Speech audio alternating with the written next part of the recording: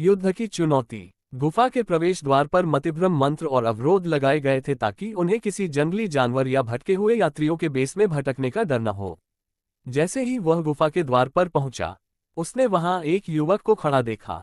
वह एक सुंदर, भूरे बालों वाला आदमी था जिसकी शांत अभिव्यक्ति थी जो उसकी उम्र से मेल नहीं खाती थी।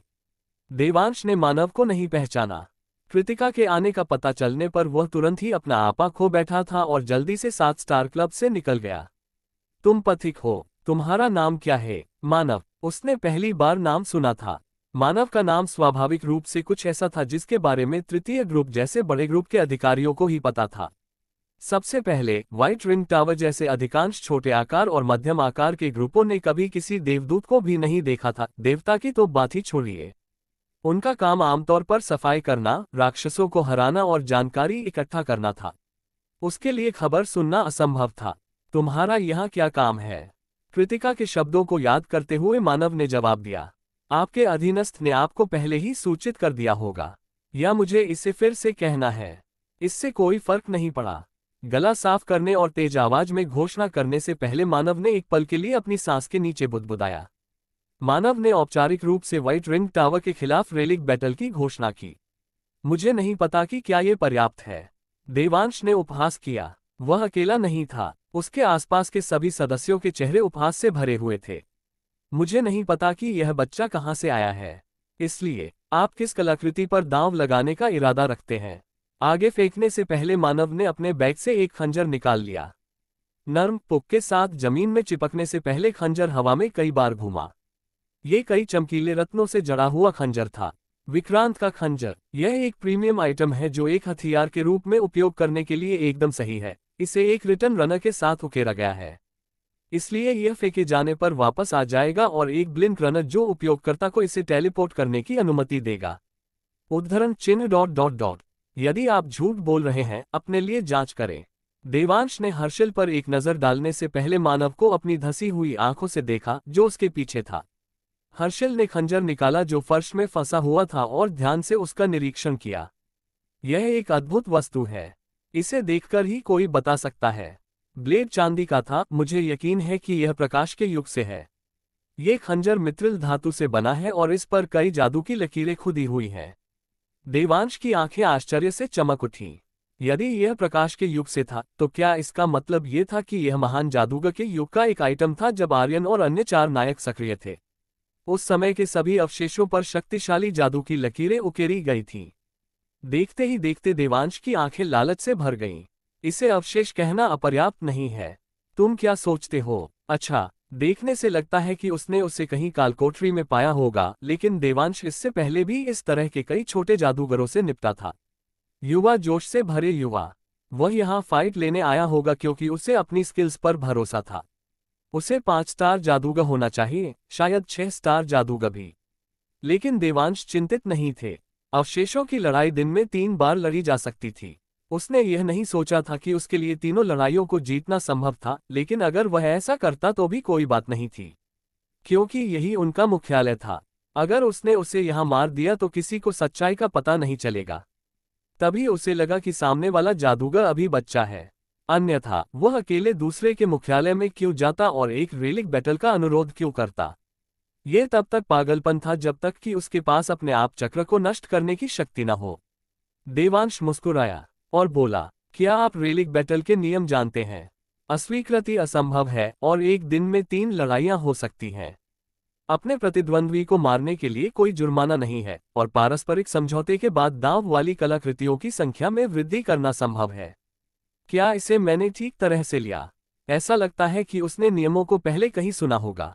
वह औपचारिक रूप से बोलना पसंद नहीं करता था, लेकिन ये सब उसके प्यारे छोटे अभिनय का एक हिस्सा हो सकता है। देवांश मुस्कुराया और कहा, आप उन्हें अच्छी तरह से जानते हैं। अच्छा, हम इसे आपके खंजर के खिलाफ दांव पर लगा देंगे। देवांश ने जब अपना हाथ खोला तो उनकी हथेली पर एक लाल रंग की अंगूठी थी। मानव ने सिर हिलाकर एक बड़े खुले स्थान के केंद्र की ओर चलने से पहले एक पल के लिए रिंग को देखा। हर्षिल, आप पहले होंगे। जैसी आपकी इच्छा। हर्षिल एक आत्मविश्वास भरी नजर से बाहर चला गया और मानव को एक नजर में एहसास हो गया कि वह एक जादुई योद्धा था। अरे तुम किस वर्ग के हो? जादूगर। इस पर व्हाइट रिंग टावर ग्रुप के सदस्यों की हंसी छूट गई। आत्महत्या करने के वास्तव में कई तरीके हैं। उनके पास एक सकल मास्टर की नसें हैं। यहाँ तक कि एक बहती नाक वाला बच्चा भी जानता था कि आमने सामने के मुकाबले में जादूगर कमजोर होते हैं। उसने एक वस्त्र पहना था, इसलिए उन्हें आभास हुआ, लेकिन उन्होंने कभी भी वास्तव में विश्वास नहीं किया कि वह वास्तव में एक जादूगर था। हर्षिल हंसा और उन दोनों के बीच दूरियां बढ़ा दी। क्या ऐसा है? फिर मैं 10 कदम दूर से शुरू करूंगा। क्या आप इस ग्रुप के अधिकारियों में से एक हैं? सही बात है। चूंकि उन्हें स्टार्टर के रूप में चुना गया था, उन्हें अधिकारियों के बीच काफी कुशल होना चाहिए। हर्षिल और मानव का युद्ध। मानव को यह नहीं पता था, लेकिन उससे पहले यही हर्षिल था जिसने 7 स्टार क्लब के फोसोना को हराया था। हर्षिल को जादू योद्धा के रूप में लगभग उतना ही मजबूत माना जा सकता जितना अरिहंत को। वास्तव में Harshil white ring tower group के फोर्स ऑनर्स में से 3 सबसे मजबूत सेनानियों में से एक थे। ये बहुत अच्छा होगा यदि यह एक पल में समाप्त हो जाए। हर्षिल ने खुद को तैयार किया। उनकी मार्शल आर्ट 2 सिर वाले सांप की तरह अपने विषम युद्ध का उपयोग करके दुश्मन की सुरक्षा को लगातार भेदने के उद्देश्य से थी। पर्याप्त लड़ाई के अनुभव के बिना एक जादूगर कभी भी अपने तेज और सुंदर युद्ध से बचने में सक्षम नहीं होगा। हर्षिल का इरादा लड़ाई को एक ही झटके में खत्म करने का था। उसे मारना बेहतर होगा, फिर उन्हें और लड़ाई झगड़े करने की जरूरत ही नहीं पड़ेगी। यह नियमों के खिलाफ भी नहीं था और सबसे बढ़कर चूंकि वह केवल एक घुमक्कड़ था, इसलिए कोई प्रतिक्रिया भी नहीं होगी। यह संभव था कि उसके पास और भी कई जादुई शक्तियां छिपी हों, इसलिए बेहतर होगा कि उसे मार डाला जाए और उसकी लाश की तलाशी ली जाए। हर्षिल ने अपनी आंखें सिकोड़ लीं। युद्ध शुरू हो गया। हर्षिल और मानव दोनों एक दूसरे के आमने सामने थे। हर्षिल ने मानव पर जानलेवा हमला किया। एक पल की खामोशी के बाद आखिरकार किसी ने प्रतिक्रिया दी। शक्ति में उनकी आवाज विशेष रूप से तेज थी और यह उनके आसपास के लोगों को जगाने में कामयाब रही, जिनकी तब समान प्रतिक्रियाएं थीं। क्या बस कुछ अभी अभी चमका है? क्या हर्षिल हार गया है? मानव ने अपना हाथ नीचे कर लिए। देवांश ने जमे हुए चेहरे के साथ देखा। यही है। शांत गुफा में मानव की धीमी आवाज असाधारण रूप से तेज थी। देवांश, जो आखिरकार अपने होश में आ गया था, उसने अपनी आंखें तेजी से झपकाईं। क्या किया उसने अभी अभी? यहां तक कि वह एक 6 स्टार बैटल मैच ठीक से समझ नहीं पाया कि क्या हुआ था। नहीं, ये कहना अधिक सटीक था कि जो हुआ उसे स्वीकार करने से इनकार कर दिया। अगर मैंने गलत नहीं देखा, तो वह एक आइस एरो होना चाहिए था। उसे विश्वास नहीं हो रहा था। यह असंभव था। देवांश ने अपने दिमाग में चल रहे विचारों का जोरदार खंडन किया। हर्षिल क्षेत्र के सबसे मजबूत जादू योद्धाओं में से एक और व्हाइट रिंग टावर के एक फोर्स ऑनर को सिर्फ 2 स्टार आइस एरो स्पेल से हरा दिया गया था। असंभव। यहां तक कि वह स्वयं भी नहीं। व्हाइट रिंग टावर के स्किल मास्टर अथर्व भी इस तरह के कार्य को पूरा करने में असमर्थ होंगे। रहस्यमय जादू। ठीक है, ये रहस्यमय जादू रहा होगा। वह केवल शांत होने का नाटक कर रहा है। इस समय उसके पास लगभग कोई मन नहीं होगा। अन्यथा जादू की विनाशकारी शक्ति, कास्टिंग स्पीड और हाई स्पीड की व्याख्या करने का कोई तरीका नहीं था। देवांश ने अपने विचार छिपाए और जोर से हंस पड़े। तुम काफी कुशल हो। तुमने ऐसा जादू कहां से सीखा? मेरे पास जवाब देने का कोई कारण नहीं है। आप हार मानने का इरादा नहीं रखते हैं। लानत है। देवांश के चेहरे के भाव गुस्से से भर गए। ये नन्हा कमीना जादूगर, जो अभी भी जवानी के उल्लास से भरा हुआ था, सचमुच ऐसी स्थिति में भी ऐसा बोलने का साहस करता था। पहले जब वह उसे एक खतरे के रूप में नहीं देखता था, देवांश को लगता था कि यह रवैया मनोरंजक और प्यारा था, लेकिन अब यह अलग था। देवांश ने गुस्से में अपने दांत पीस लिए। ग्रुप के उस स्तर तक पहुंचने से पहले ही, जहां मानव अभी थे, कोई भी ऐसा व्यक्ति नहीं था जिसने उससे इस तरह से बात करने की हिम्मत की हो। जैसे ही उसने अपने अधीनस्थों की ओर उग्र दृष्टि से देखा, उनमें से एक ने लाल अंगूठी निकाली और उसे सौंप दी। मानव ने वास्तव में इसके बारे में सोचे बिना अंगूठी को अपने अंगूठे की उंगली पर रख दिया। जब वह अभी भी आर्यन था, तो हमेशा अपने अंगूठे पर अंगूठी पहनना उसकी आदत थी। क्या वह हमें भड़का रहा है? देवांश की आंखों में एक चिंगारी चमकने लगी। विकारनत के खंजर को वापस अपने बैग में रखने से पहले मानव ने संक्षेप में अपनी उंगली पर लाल अंगूठी देखी। रुको, देवांश ने झट से उसे रोक लिया। उसकी आंखें चमक उठी। जैसे मैंने उम्मीद की, वह केवल शांत होने का नाटक कर रहा है, बल्कि वह वापस जाकर थोड़ा आराम करना चाहता है। उसे करीब से देखने पर वह देख सकता था कि मानव थोड़ा हौंफ रहा था। यह सबूत था कि वह वास्तव में थका हुआ था। मैं प्रस्ताव करता हूं कि हमारे पास एक और द्वंद्व है। अच्छी बात है। जैसे ही उसने तुरंत जारी रखा, मानव का रवैया एक फ्लैश में बदल गया। मैं इस बार दो चीजों पर दांव लगाऊंगा, लाल अंगूठी और खंजर। तुम क्या सोचते हो? क्या? वह अचानक आत्मविश्वास से भरा अभिनय क्यों कर रहा था? देवांश थोड़ा चिंतित महसूस करने लगे, लेकिन उन्होंने फिर भी अंत में सिर हिलाकर अपनी सहमति व्यक्त की। जी अच्छा, हम केल्विन स्टोन और विंग्ड बूट्स पर दांव लगाएंगे। वह राजी हो गया, क्योंकि अगर वह यहाँ एक कदम पीछे हटता तो ऐसा प्रतीत होता मानो वह इस युवक से डरता हो। हालांकि मानव के वर्तमान रवैये ने उन्हें चिंतित कर दिया। वह सिर्फ आश्वस्त होने का नाटक कर रहा है। यही होना चाहिए। चूंकि एक रेलिक बैटल से इनकार नहीं किया जा सकता है, वह अपनी कमजोरी को छिपाने की कोशिश कर रहा होगा। देवांश ने सिर हिलाया। एक दिन में रेलिक बैटल की अधिकतम संख्या 3 है।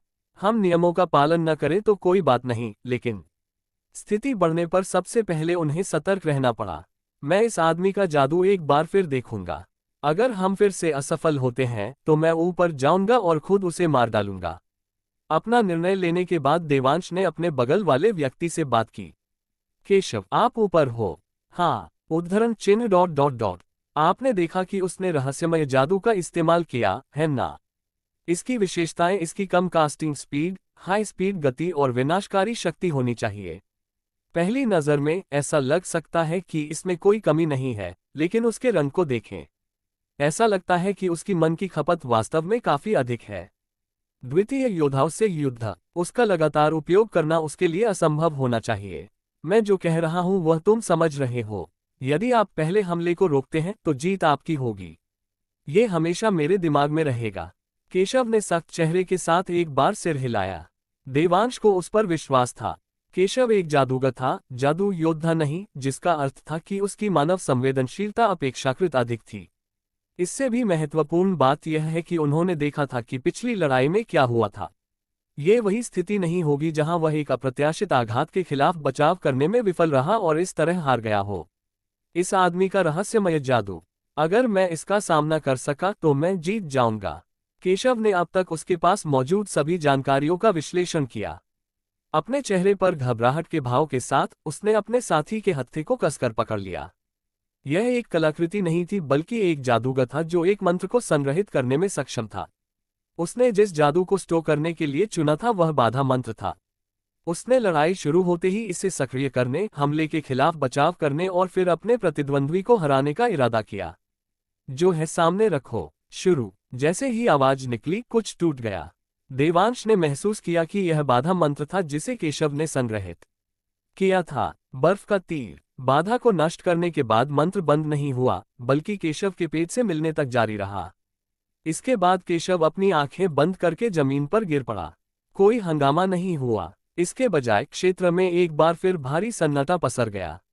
व्हाइट रिंग टावर के सदस्य अब हंस नहीं सकते थे। उस समय उन्हें केवल डर, विस्मय और संदेह महसूस हुआ। वे बिना सोचे समझे मानव को खाली देखते रहे। एक बार फिर गुफा में मानव की आवाज गूंज उठी। वह दो हैं। चिल्लाते ही देवांश का चेहरा कांप उठा। यह है, तुमने किस तरह का हथकंडा अपनाया? चाल। हास्यास्पद बयान पर मानव हंसे। आप गंभीर नहीं हैं। अगर ऐसा नहीं है तो कोई रास्ता नहीं है कि हमारे ग्रुप में सबसे अच्छे जादूगरों में से एक बिना कुछ किए ही गिर जाए। आप अपने लिए जांच कर सकते हैं। क्या एक दिन में 3 बार रेलिक बैटल होना संभव नहीं है? आप लोगों के पास अब भी एक मौका बचा है। देवांश ने महसूस किया कि उनके पास खुद को बाहर निकालने के अलावा कोई विकल्प नहीं था। उसने अपने साथियों को उठाया और मानव को घूर कर देखा। मुझे नहीं पता कि आप कौन सी तरकीबों का इस्तेमाल कर रहे हैं, लेकिन आप इस जादूगर को मूर्ख नहीं बना पाएंगे। देवांश ने अपने जादूगर को निशाना बनाया, जिसके शीर्ष पर एक आंख के आकार का रत्न था। मानव पर सत्य की आंखें एक ऐसी छड़ी थी जो सभी प्रकार के भ्रामक जादू के पर्दे को पूरी तरह से भेद सकती थी। तो बेशक इस जादूगर की उपयोगिता बिना कहे चली गई। देवांश ने साथी की तरफ देखा। इस नज़र ने जादूगर के चिल्लाने से पहले अपने सूखे गले की मदद के लिए कुछ लार निगलने पर मजबूर कर दिया। शुरू करो। साथी जादूगर की आवाज को सुनते ही देवांश को लगा कि कुछ उनकी ओर दौड़ रहा है। मैं इससे ब्लॉक नहीं कर सकता। वह इसे रोक नहीं सका। देवांश ने महसूस किया कि अपने कौशल से भी वह मानव के हमले को रोक नहीं सकता था, इसलिए उसने तुरंत ब्लिंक जादू कर दिया। चैंटलेस मैजिक, मंत्रहीन जादू। यह एक ऐसा कौशल था जो केवल 5 सितारों और उससे अधिक के जादूगर ही कर सकते थे। देवांश सतर्क रहे। मानव ने जो ताकत दिखाई थी वह उनकी उम्मीदों से कहीं ज्यादा थी।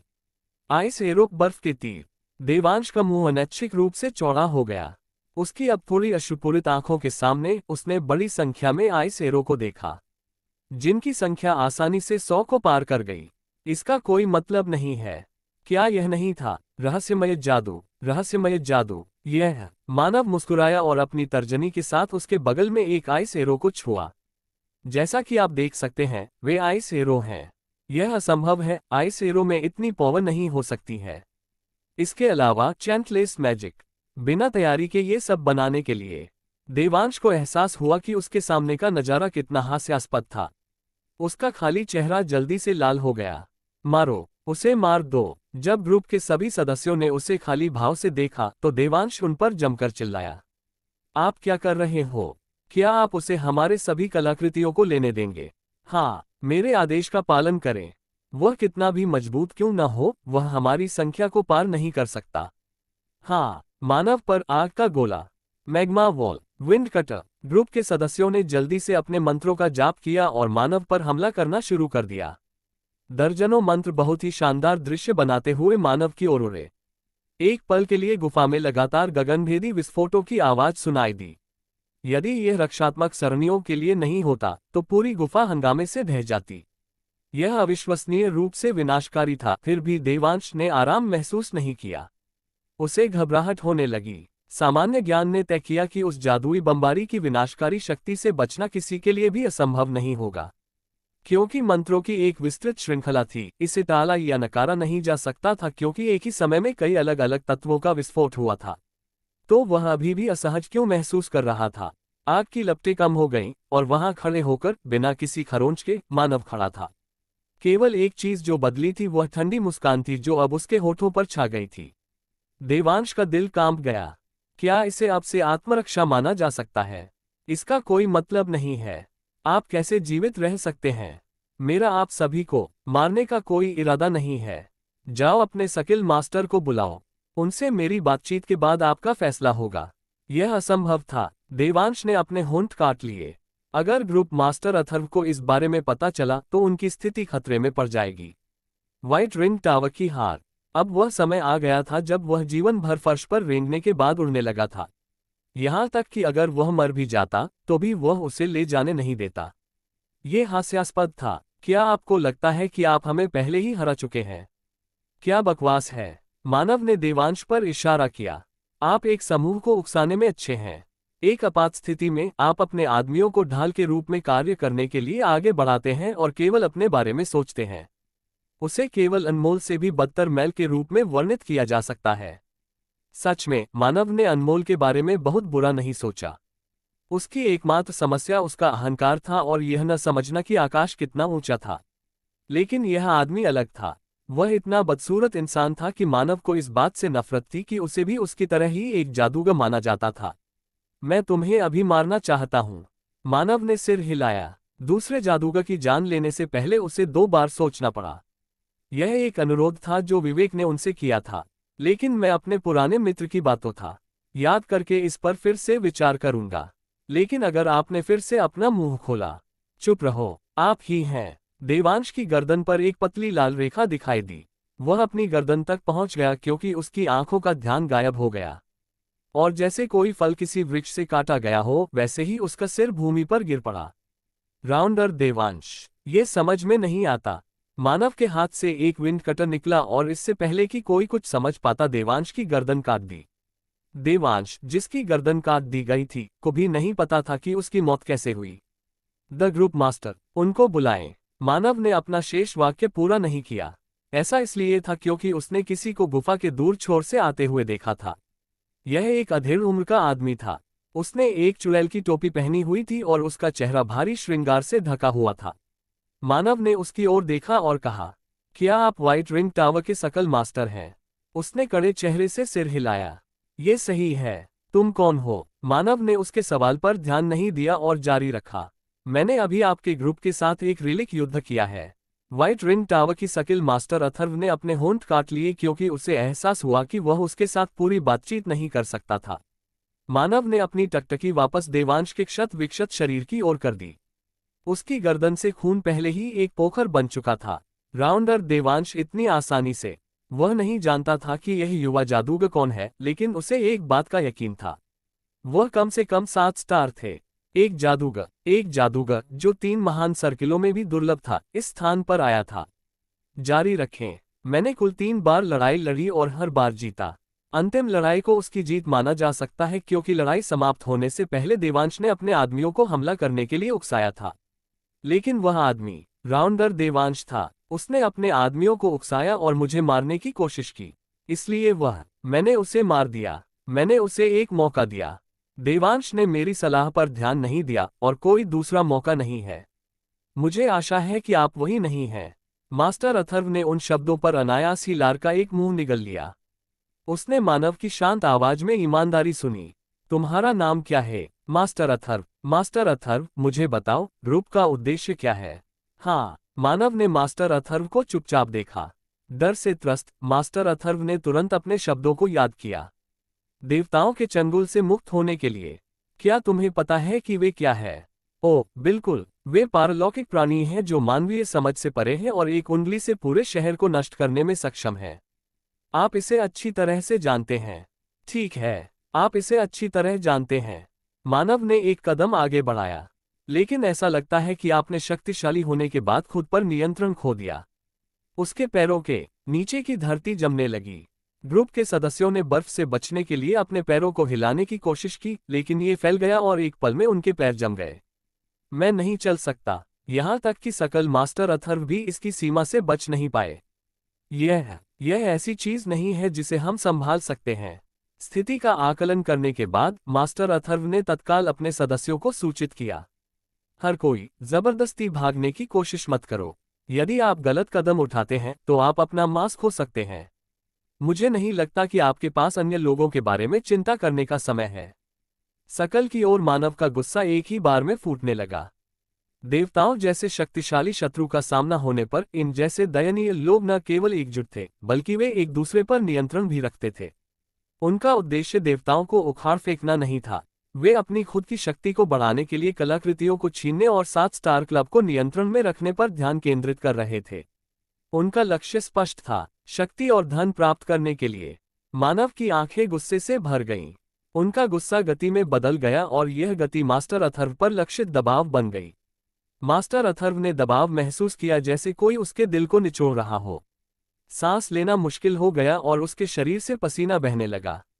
दांतों की गड़गड़ाहट के साथ उसने मानव को देखा, यह महसूस करते हुए कि वह अकेला था जो जमा नहीं था। जल्दी से फैसला करते हुए वह अपने घुटनों पर गिर गई। कृपया हमें बख्श दें। मुझे बताओ कि तुम क्या चाहते हो। मैं आपकी आज्ञा का पालन करूंगा। तो कृपया हमारे घेरे को नष्ट न करें। भले ही मैंने तुमसे अपनी जान लेने के लिए कहा हो। मानव की हृदयहीन आंखें मास्टर अथर्व को घूर रही थीं। दृढ़ निश्चय के साथ सिर हिलाने से पहले वह एक पल के लिए चौंक गया। यदि आप वादा कर सकते हैं कि आप उसके बाद हमारे ग्रुप को नष्ट नहीं करेंगे। अजीब मास्टर, नहीं। ग्रुप के सभी सदस्य जोर जोर से अपना गुस्सा निकालने लगे। मानव ने धीरे से अपना हाथ ऊपर उठाया। वहां लाल मन बहना शुरू हुआ और जल्द ही उसकी हथेली पर एक अविश्वसनीय रूप से गर्म लौ दिखाई दी। मास्टर अथर्व ने अपनी आंखें बंद कर ली और अपने अंत की प्रतीक्षा करने लगा। इसके बजाय उसने प्रशंसा से भरी मानव की आवाज सुनी। कृतिका का डर। सभी सदस्यों के शरीर पर जमी बर्फ तेजी से गायब हो गई। मास्टर अथर्व ने इधर उधर भ्रमित होकर देखा। 7 स्टार क्लब से ली गई सभी कलाकृतियों को लाओ। उसके बाद मास्टर अथर्व अपने घर चला गया और वहां से वह कलाकृतियों को वापस ले आया और उन्हें मानव को सौंप दिया। मानव ने उन्हें एक जटिल निगाह से देखा। उनमें से एक बैंगनी अंगूठी थी, एक अंगूठी जो उसने बनाई थी। दूसरा नीले दस्ताने की एक जोड़ी थी, लेकिन ये पहली बार था जब मानव ने उन्हें देखा था। ये संभवतः उसके बाद आए किसी नायक का अवशेष था। मुझे यहाँ के सभी छोटे और मध्यम ग्रुप के स्थान बताओ, बिना अपवाद के। क्या आप यह नहीं कह सकते? यह मूल रूप से उनके गठबंधन के सदस्यों की पीठ में छुरा घोंपा जा रहा था, लेकिन मास्टर अथर्व ने अपना सिर हिला दिया। ये पीछे हटने का समय नहीं था। नहीं, उसकी मदद नहीं की जा सकती थी। मास्टर अथर्व अपने सामने वाले व्यक्ति का विरोध नहीं कर सका, और गठबंधन केवल व्यवहारिकता की खोज में बना था। उनके बीच ज्यादा बॉन्डिंग नहीं थी। इसलिए मास्टर अथर्व ने अपने कमजोर अपराध बोध को जकड़ लिया और बात करना शुरू कर दिया। हमारे अलावा आसपास कुल 5 मध्यम और छोटे ग्रुप हैं। ये हमारे सबसे करीब है। मानव ने केवल उनके स्थान के बारे में पूछा, लेकिन मास्टर अथर्व ने उन्हें वह सब कुछ बताया जो वह जानती थी, उनकी विशेषताएं, संख्याएं और विस्तार से ध्यान देने के लिए अंक। यह एक स्पष्ट विश्वासघात था, लेकिन जितना अधिक उसने समझाया उतना ही उसे एहसास हुआ। इस क्षेत्र में ऐसा कोई घेरा नहीं था जो इस आदमी का विरोध कर सके। सामान्य तौर पर वह 7 स्टार जादूगर की स्थिति थी। अजीब सी आह भरी। देवांश की मौत एक बड़ी क्षति थी, लेकिन उस रात जो होने जा रहा था उसकी तुलना नहीं की जा सकती थी। मुझे उम्मीद है कि हमारे ग्रुप को कोई संपार्श्विक क्षति नहीं होगी। मास्टर अथर्व ने ईमानदारी से आशा व्यक्त की। और जैसा कि उसने उम्मीद की थी, भोर होने से पहले व्हाइट रिंग टावर सहित 6 छोटे और मध्यम ग्रुप को एक आदमी ने हरा दिया था। क्या मानव ने कल रात गांव छोड़ दिया? हाँ, मुझे लगता है कि वह मास्टर कृतिका के साथ बात करने के बाद ही चला गया। मैंने सोचा तुम जानते हो, समझा। कृतिका के चेहरे पर एक उदास भाव था। क्या सच में वो बिना कुछ कहे चले गए? वह उस प्रकार का व्यक्ति नहीं लग रहा था, लेकिन जो कुछ हुआ था उससे वह इनकार नहीं कर सकता था। जंगल में एक जादुई व्यूह था, लेकिन मानव के स्तर के जादूगर के लिए उसे छोड़ना मुश्किल नहीं होगा। समय अच्छा नहीं था। कृतिका भरत से सहमत थी। जैसे ही वह आया, उसने व्हाइट रिंग टावर द्वारा उनकी कलाकृतियों को देखा। उन्होंने एक अतिथि को सबसे खराब संभव उपस्थिति दिखाई थी जो उनके द्वारा पेश किए जाने वाले सर्वश्रेष्ठ को देखने के लिए तैयार था। कृतिका ने खट्टे माहौल को नकारने के लिए मुस्कान को मजबूर किया। इतनी परेशानियों का सामना करने के बाद इस तरह की अभिव्यक्ति करना उनके लिए दूसरा स्वभाव बन गया। अरे, हिम्मत मत हारो, हम अब तक अपने दम पर बहुत अच्छा कर रहे हैं। आप सही है। भरत और अरिहंत ने अपना सिर झुका लिया। उन दोनों ने कृतिका की जबरन मुस्कान देखी, लेकिन उन्होंने इस पर कोई टिप्पणी नहीं की। ये तब था, मास्टर कृतिका। अचानक आए आवाज ने कृतिका को घुमा दिया। मानव वहां खड़ा था। भरत, जो एक जादुई योद्धा था, विशेष रूप से हैरान था। ऐसा इसलिए था क्योंकि अपनी श्रेष्ठ इंद्रियों के साथ भी उन्होंने बोलने से पहले मानव की उपस्थिति पर ध्यान नहीं दिया।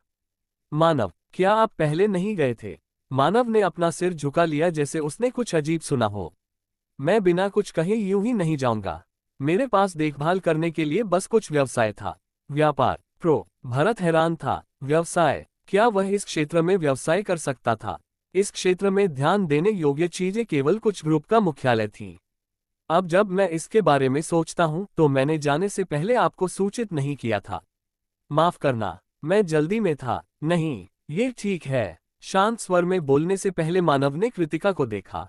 मैं एक पल के लिए मास्टर कृतिका से बात करना चाहता हूँ।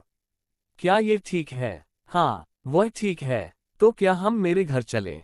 हाँ, और मुझे उम्मीद है कि ओना अरिहंत और ओना भरत हमारे साथ जुड़ सकते हैं। उन्होंने उसी समय सिर हिलाया। ये हमारे साथ ठीक है। जब वे कृतिका के घर पहुंचे तो मानव एक बड़ी मेज के एक छोर पर उनके सामने बैठ गया और उसने उन्हें शांत आंखों से देखा। भरत ने अपनी लार निगल ली। वह नहीं जानता था, लेकिन जब भी वह मानव की आंखों में देखता था, ऐसा लगता था कि वह पिछले सकल मास्टर आदर्श को देख रहा था। नहीं, ये सिर्फ आदर्श नहीं था। उसके दिमाग में तृतीय ग्रेड सकल्स के ग्रुप मास्टर्स के चेहरे घूमने लगे। अरिहंत का सम्मान, आपकी कहानी वास्तव में प्रभावशाली थी। हाँ। प्रतिमा के सामने उनके बीच हुई बातचीत को याद करते हुए अरिहंत ने विस्मय से अपना सिर हिलाया। मानव ने अपने सामने तीनों को देखते हुए शुरुआत की। इस दुनिया से देवताओं को मिटाने का इरादा है क्या? यह एक अप्रत्याशित बयान था। कृतिका आश्चर्य में पड़ गई, लेकिन जब उसने मानव की आंख पकड़ी तो उसने अवचेतन रूप से अपना मुंह फिर से बंद कर लिया। मानव ने धीरे धीरे जारी रखा। इसे अकेले करना असंभव है, इसलिए मुझे सहयोगियों की जरूरत है। लेकिन मैं ग्रुप पर भरोसा नहीं कर सकता। आपका क्या मतलब है कि आप इस पर भरोसा नहीं कर सकते? जिस तरह से यह विभाजित है और तथ्य यह है कि ग्रुप हमेशा एक दूसरे को जांच में रखने की कोशिश करते हैं, ऐसा कोई रास्ता नहीं है कि यह जीत जाएगा। एक हो जाना देवताओं को हराने के लिए पहला कदम उसके हासिल करने के बाद ही हो सकता था।